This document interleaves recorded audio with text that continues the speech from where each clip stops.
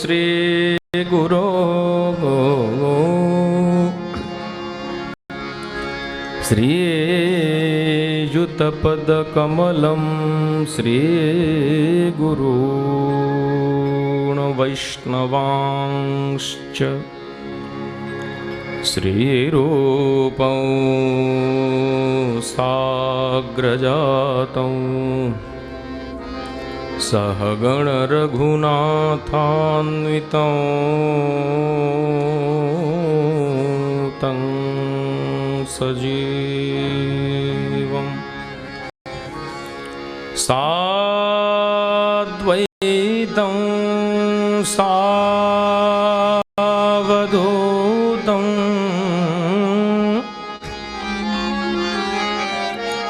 परिजनसहितं कृष्णचैतन्यदेवम्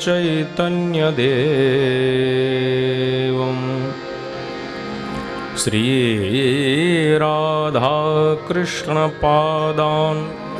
सहगणललिता श्रीविशाखान्वितांश्च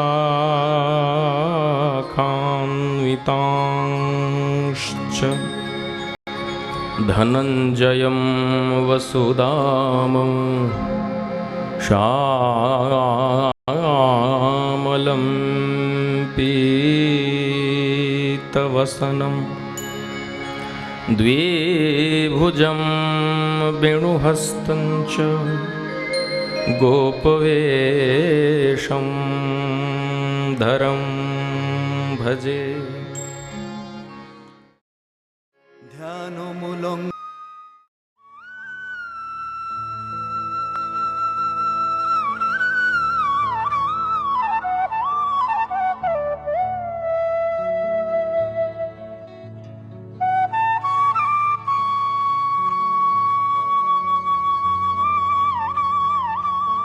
ভারতভূমিতে হইল মনুষ্য জন্মযার, জন্ম সার্থক করি কর পরই উপকার।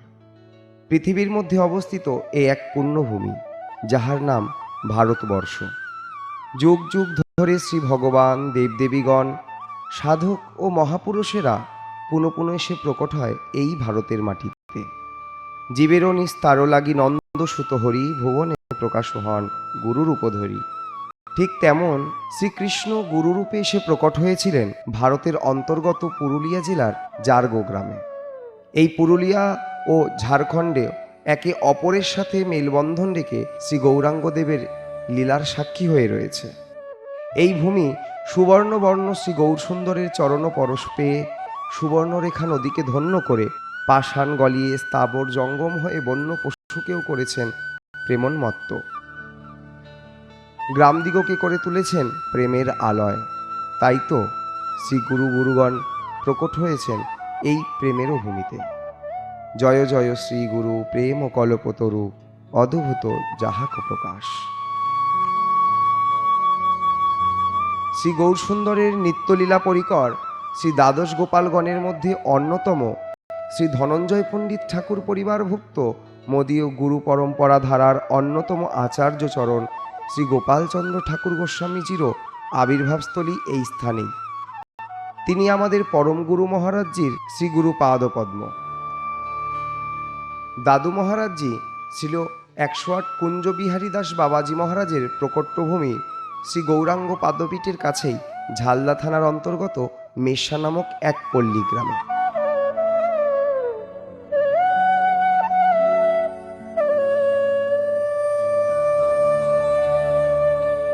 চলুন আমরা এই মেষা গ্রামকে প্রণাম করে এগিয়ে চলি।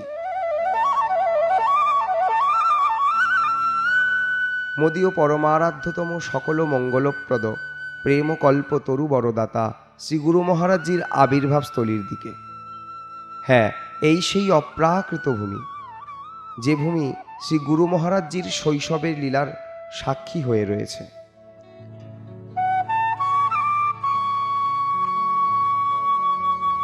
বাবা মহারাজজির স্বহস্তে প্রতিষ্ঠিত হরিনাম মন্দির আর এই গ্রামের স্নিগ্ধ মধুর বাতাবরণকে আজও শ্রী গুরুদেবের করুণা বাতাসকে বয়ে নিয়ে চলেছে।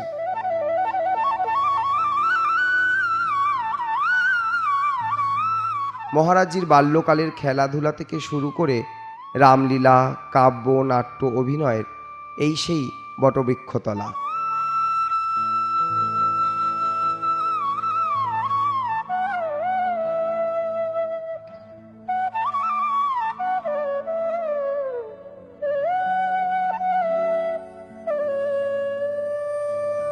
এই তো সেই পথ, যে পথ ধরে বিচরণ করেছেন শ্রী গুরু মহারাজজি।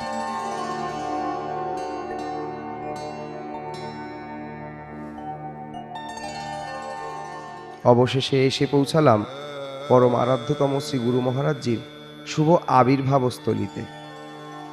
এ হলো মহারাজজির আবির্ভাবস্থলীর মূল দ্বার, আর এই দর্শন করছি শ্রী গুরু মহারাজজির আবির্ভাব মন্দির ও আতুর ঘর। বাংলার 1332 সন, ইংরেজির 1925। শ্রাবণ পূর্ণিমা বা ঝুলন পূর্ণিমা তিথিতে মা পদ্মবালা দেবী ও পিতা ব্রজমোহনের ঘর আলো করে প্রকট হলো এক অপরূপ ও তেজস্বী শিশুপুত্র। এই শিশুপুত্রকে দেখতে এসে পাড়ার সকলে বলে উঠলে, এ যে এক অমূল্য রতনের জন্ম দিয়েছ। সেই থেকেই তার নাম হলো অমূল্য রতন।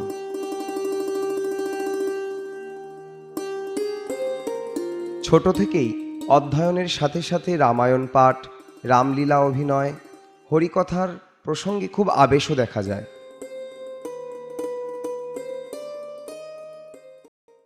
সময়ের সাথে সাথে কৈশোরকে অতিক্রম করেই মাতা পিতার অনুগ্রহে দ্বার পরিগ্রহ করতে হয় তাহাকে।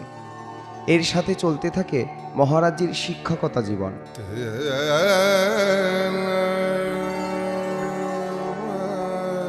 এই কথা শুনে পাশের গ্রামের এক ভজনপরায়ণ বৈষ্ণব কমলাকান্ত চক্রবর্তী মহাশয়ের নিকট হইতে ভবকূপে জীবের গতি নামক একখানি শ্রীগ্রন্থ প্রাপ্ত হন এবং শ্রী গ্রন্থাকারের সাথে মিলিবার ইচ্ছা প্রকাশ করেন।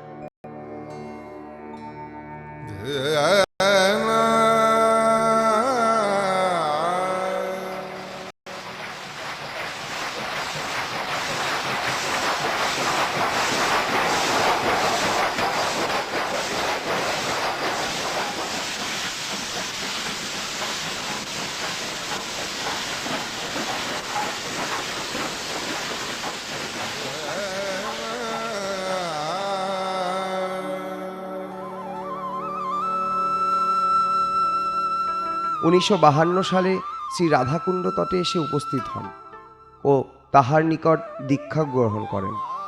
তিনি হলেন রাধাকুণ্ড নিবাসী শ্রীমৎ কুঞ্জ বিহারী দাস বাবাজি মহারাজ। দীক্ষাদির পর শ্রী গুরুদেবের আজ্ঞায় পুনঃ গৃহে ফিরে আসেন। হরিকথা, নাম সংকীর্তনের মধ্যে দিয়ে শ্রী গুরুদেবের আদেশে তিনি দীক্ষাও প্রদান করেন।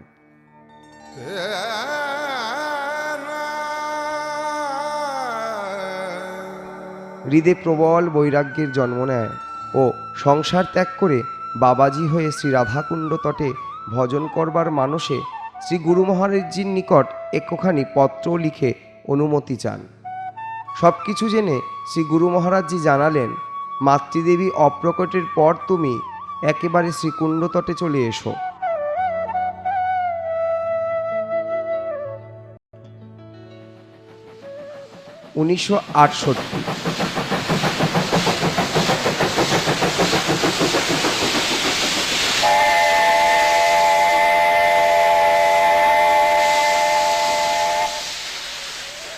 অতঃপর শ্রী মাতৃদেবী অপ্রকট হলে রূপ রঘুনাথকে স্মরণ করে শ্রী গুরুচরণ হিয়ায় ধারণ করে চিরতরে সংসার ত্যাগ করে রাধাকুণ্ড তটে উপস্থিত হন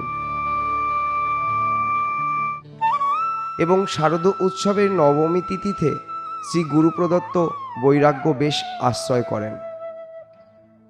নাম হয় শ্রীমৎ অনন্ত দাস বাবাজি মহারাজ।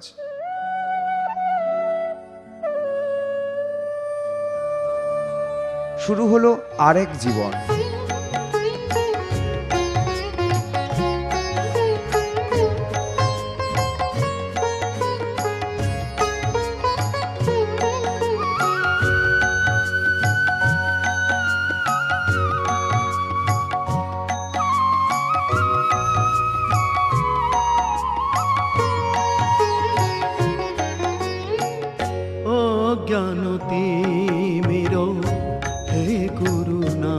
নাশ করো, জ্ঞান অঞ্জন গুরু নয়নে দাও। অজ্ঞান তিমির হে গুরু নাশ করো, জ্ঞান অঞ্জন গুরু নয়নে দাও। শলাকয়া দিয়ে চক্ষু উন্মিলন করে আমাকে চেতনা করায়ে দাও। অজ্ঞান তিমির হে গুরু নাশ করো, জ্ঞান অঞ্জন গুরু নয়নে দাও।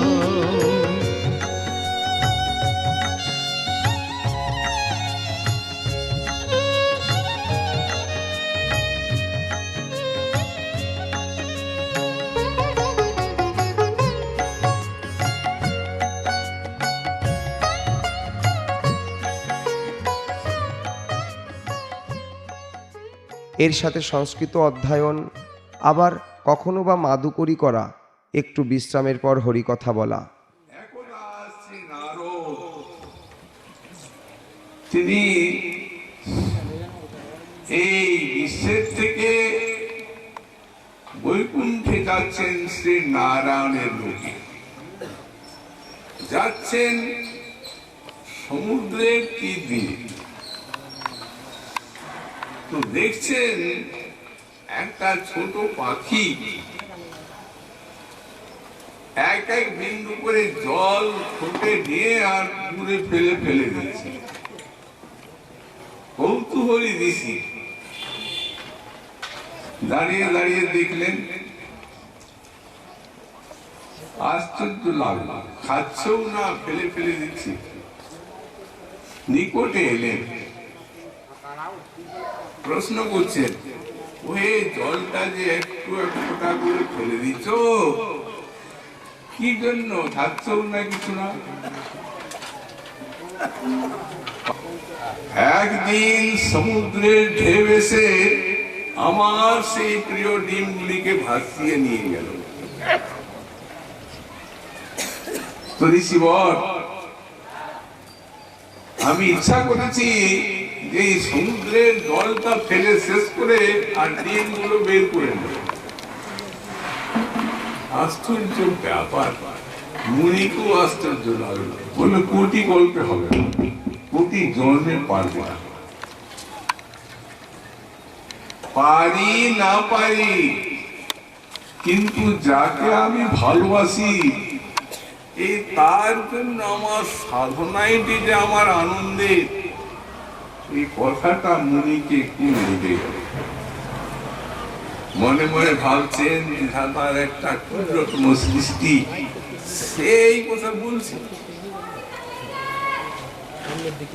আরে সৃষ্টির সেরা যে মানব, তারা যদি জানতো যে ভগবানকে পায় না পায়, আমাকে আমাদের ভজন করাটি আনন্দ, আর বাস্তব আনন্দ। প্রেম ভক্তি বা ভক্তি আর সাধন ভক্তি একই অবস্থা, আত্মরতন।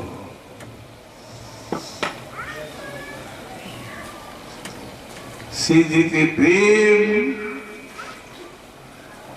আর এখন সাধনা, প্রেমেরও কিঞ্চিত সাধনায় আছে, নিশ্চয়ই আছে, তাহলে ভক্ত অগ্রসর হবেন কি করে। যাই হোক, উনি চলে গেলেন বৈকুণ্ঠে ইষ্টপুষ্টি নারায়ণের সঙ্গে। নারায়ণ হঠাৎ সেই ছোট পাখির কথা মনে এল। প্রভু, আপনার একটা ক্ষুদ্রতম সৃষ্টি, একটা পাখি, সে বলছে কিনা সমুদ্র ভাসিয়ে নিয়ে গেছে তার ডিম, বলছে কিনা জলটা ফেলে শেষ করে ফুটের দ্বারা এক এক বিন্দু আর ডিমগুলো তুলে নেবে। নারায়ণ হাসছেন। ঋষি, তারপর আপনি কি বললেন? আমি বললাম, এটা কোনো কালই সম্ভব নয়। তখন ও একটা কথা বলল, প্রভু লাগলো কথাটা। বলছে কি যে যাদের ভালোবাসি আমি তাদের জন্য আমার এই সাধনাটাই যে আনন্দের। প্রভু সৃষ্টি সেরা মানুষ যদি আপনার কথা ভেবে আপনাকে ভজন করতো, তাদের ভজনটাই যে আনন্দ। কিন্তু কেউ তো হচ্ছে না। নারায়ণ বলছে, ঋষি তোমায় যখন ভালো লেগেছে ও কাজও হলো। গরুরের দিকে তাকাচ্ছে, ইঙ্গিত করছেন গরু তুমিও পাখি আর সেও পাখি। দেখো তুমি যদি একটু সহায় হও তাহলে তো তার নষ্ট পাপ ফলিত হয়ে যাবে। এক মুহূর্তে এসে গেলেন মধুসূদন বাহন গরুর, বিশাল পাকার দ্বারা সমুদ্রের জলকে ছড়িয়ে দিলেন। ডিমগুলাকে ঠোঁটে করে তার কাছে মুখের কাছে এনে বললেন, নাও এইগুলাই তো তোমার। না গে হ্যাঁ, অতএব করুণার দ্বারা না হয় এমন। অতএব কারণ দিয়েছেন করুণা, করুণায় অবতীর্ণ দিয়েছেন মহাপ্রভু। এত বড় প্রেম যা কোনো কালে দেওয়া হয়নি। আর কাকে দিয়েছেন, কাদের দিয়েছেন?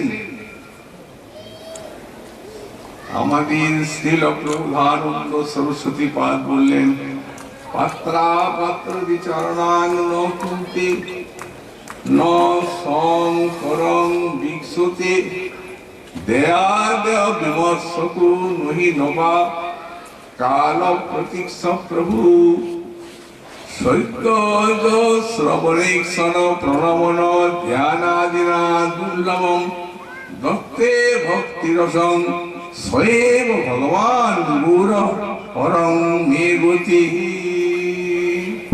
প্রভুধানন্দ সরস্বতী পাদ তিনি বলছেন, পাত্রা পাত্র বিচারণান্ন কুরুতে, দিলেন কলিজীবকে।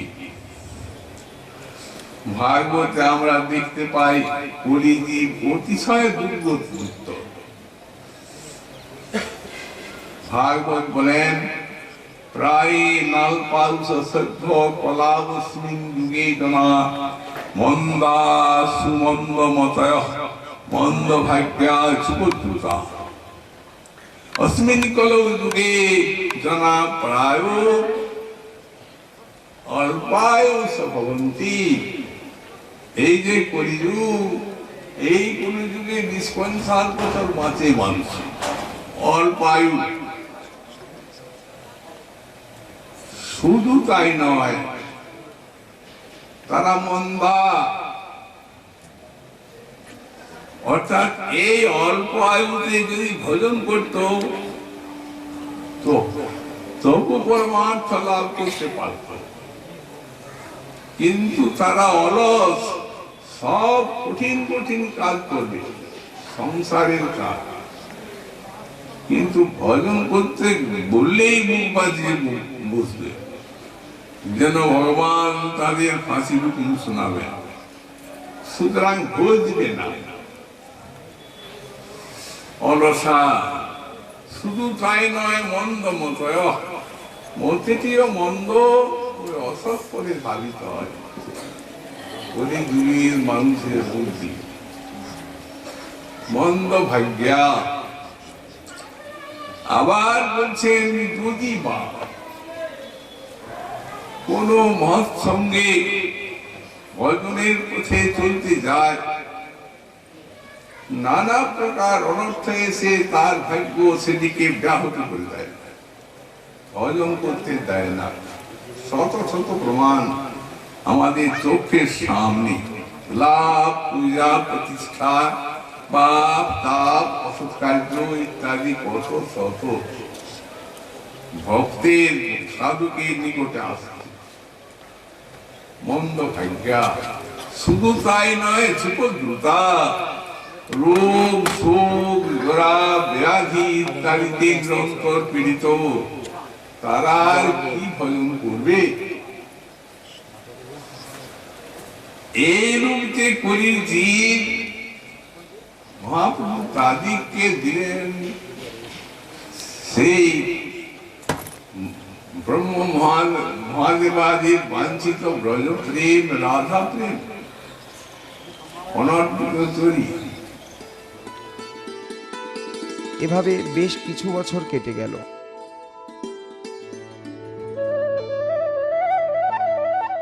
1976 সালের 1 ডিসেম্বর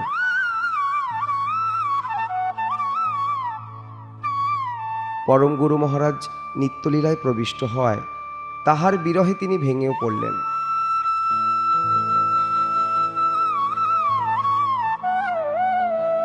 ও কিছু সময়ের মধ্যে কোনো রকমে নিজেকে মানিয়ে নিয়ে শ্রী গুরুদেবের ইচ্ছারূপী আদেশকে আশ্রয় করে শ্রী গ্রন্থ সম্পাদনায় ব্রতী হইলেন। শুরু করলেন শ্রী গ্রন্থ রচনা।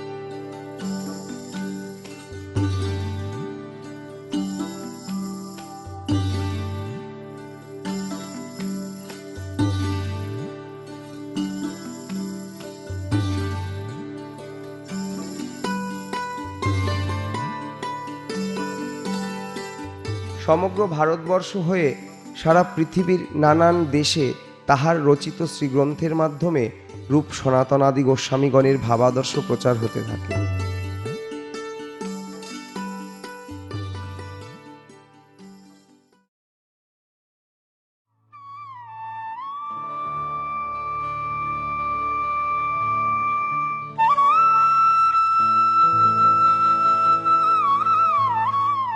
ধীরে ধীরে দেশ বিদেশের ভক্তরা তাহার দর্শন উৎকণ্ঠায় প্রায়শ রাধাকুণ্ড তটে এসে উপস্থিত হন।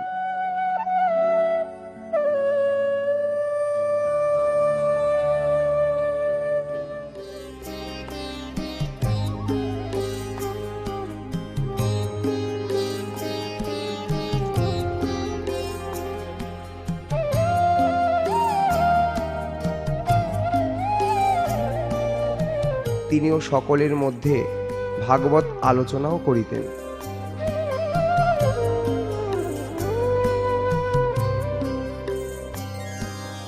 জয় জয় জয় জয় শ্রী গুরুদেব হে।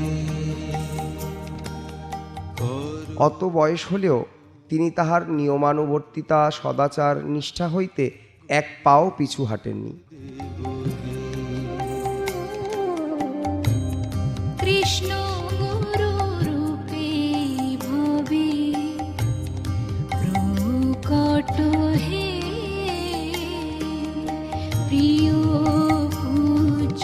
আবার সারা বছরব্যাপী শ্রীকুণ্ডের নানান উৎসবাদিতে নিজে থেকে উৎসব প্রাঙ্গণকে আনন্দ মুখরিত করে তুলতেন ও উৎসবটিও সম্পূর্ণ করিতেন।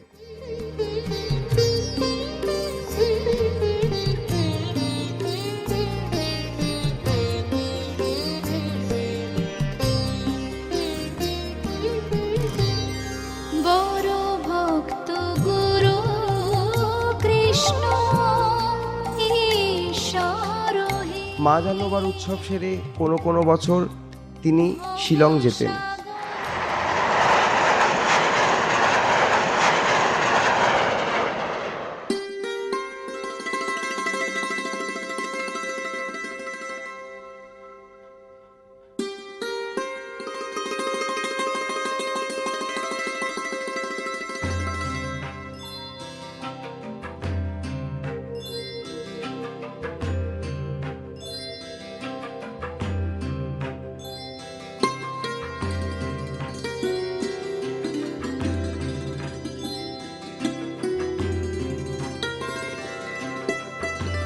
সেখানে গ্রন্থ সম্পাদনাও করিতেন।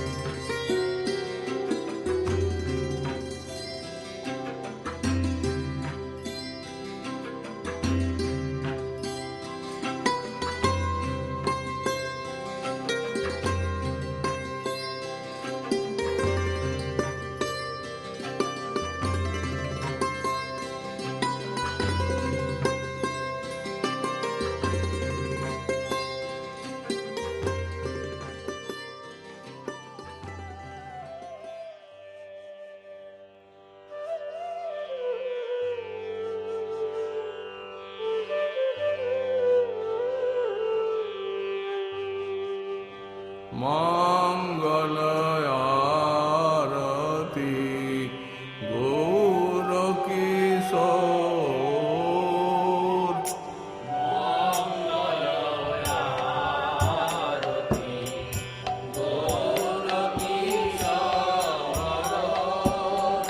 মঙ্গল নিত্যানন্দ জোরহি জোর,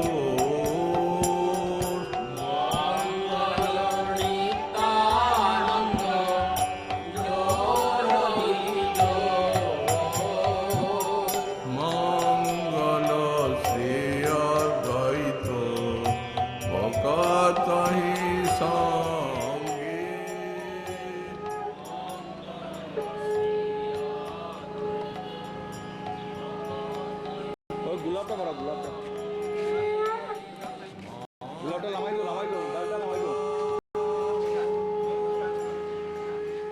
শিলচরে ভক্তগৃহে থেকে তাদেরকে আনন্দ দান করে শ্রী গুরু পূর্ণিমা তিথিতে কলিকাতায় আসিতেন।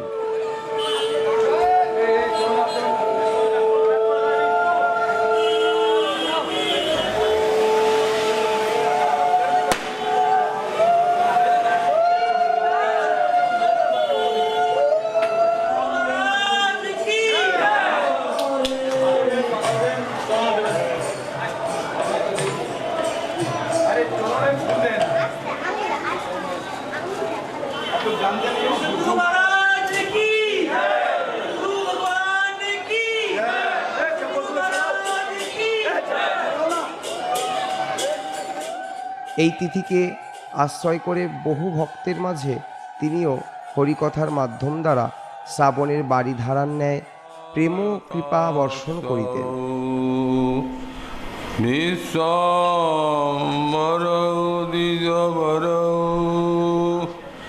যুগধর্ম পাল বন্দে জগৎ প্রিয়কর করুণাবতার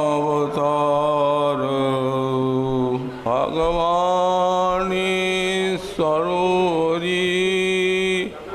শ্রদ্ধব্য কীর্তিতব্যশ্চ স্মর্তব্যশ্চ সদা ভয়ম।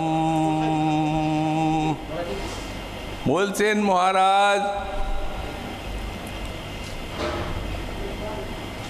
তস্মাৎ ভারত সর্বাত্মা ভগবান ঈশ্বর হরি শ্রদ্ধব্য কীর্তিতব্যস্য স্মর্তব্যেচ্চ সদা ভয়ম। অভয়ম ইচ্ছতা। এই সংসারে যেসব মায়ামুগ্ধ মানব নিরন্তর বিবিধ ভয়ে সন্ত্রস্ত রয়েছে। জন্ম মৃত্যুর ভয়, রোগ শোক, জরা ব্যাধি, চিতার জ্বালা ইত্যাদি সকল ভয় এই নিরন্তর সব মানবের চিত্তকে অধিকার করে আছে। অভয়ং ইচ্ছতা, এই যে ভয়, এই ভয় কোত্থেকে আসছে? কৃষ্ণ ভুলি সেই জীব অনাদি বহির্মুখ, অতএব মায়া তারে দেয় সংসার দুঃখ। এই নবধা ভক্তিকে আশ্রয় করবেন। আমাদের শ্রীপাদ শ্রীধর স্বামী সর্বজ্ঞ ব্যাখ্যাকার। ভগবান নিজে বললেন, অহং ব্যাধমি শুকো ব্যক্তি ব্যাস ব্যক্তি ন ব্যক্তি বা। কিন্তু শ্রীধর স্বামী সর্বং ব্যক্তি শ্রী নৃসিংহ প্রসাদাত। ভগবান নিজ মুখে বলছেন, কে ভাগবতের অর্থ জানে? অহং ব্যাধমি, আমি জানি। আর একজন জানেন ব্যাস ব্যক্তি, ব্যাসদেব জানেন।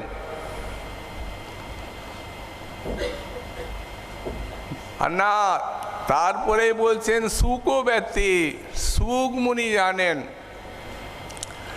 তারপরে বলছেন ব্যাস ব্যক্তি ন ব্যক্তি বা। ব্যাস জানেন আবার নাও জানেন। সুকমুনি ব্যাখ্যা করেছেন, আস্বাদন করেছেন ভাগবত, অতএব তিনি সবই জানেন। সবার অন্তরের ভালোবাসা এই কৃষ্ণকে ধরতে চায়, কিন্তু যখন কৃষ্ণ বিমুখ হয়ে আর হতভাগ্য মায়ামুগ্ধ জীব যখন এই সংসার ভোগ কামনা করল, তখন তার অন্তরের ভালোবাসা রুষ্ট হয়ে গেল। শ্রুতি মাতাও বললেন, প্রেয় পুত্রাৎ প্রেয় বিত্তাৎ প্রেয় অন্যস্মাৎ প্রেয় সর্বস্মাৎ অন্তরতরম যদম আত্মা। পুত্রের থেকে প্রিয়, বিত্তের থেকে প্রিয়, আত্মীয় স্বজন ইত্যাদি থেকে প্রিয়, সবার থেকে প্রিয় এই আত্মা। ভগবানের আনন্দিনী শক্তি আর সম্বিত শক্তির মিলিতাবস্থা, এই ভক্তি বা প্রেম। भक्त महानुभाव बोलें प्रेम हरि का रूप है और हरि है प्रेम स्वरूप। एक है दो कोरी लखे जों सूरज और धूप। भगवान और भक्ति प्रेम एक जिनिस एक है, किन्तु दो कोरी लखे दुटिर मतो प्रतीयमान हन, जेमन सूर्य एवं तार आलोक माला किरणमाला। করুণাময় ভগবান সর্বাত্মা, সে আমাদের বদন পানে এত সমস্ত দিয়ে আর চেয়ে আছেন কখন গুরু বৈষ্ণবের কৃপায়, শাস্ত্রের কৃপায় এই সকল জীব এই মায়াতে আসক্তি ত্যাগ করে আমার চরণ উপাসনা করবে বা ভজন করবে। এই জন্য বললেন সর্বাত্মা। আর একটি বলেছেন ভগবান, শ্রীধর স্বামী ব্যাখ্যা করলেন ভগবান ইতি সৌন্দর্যম। ভগবান তিনি হচ্ছেন অপার অগাধ সৌন্দর্যের সমুদ্র।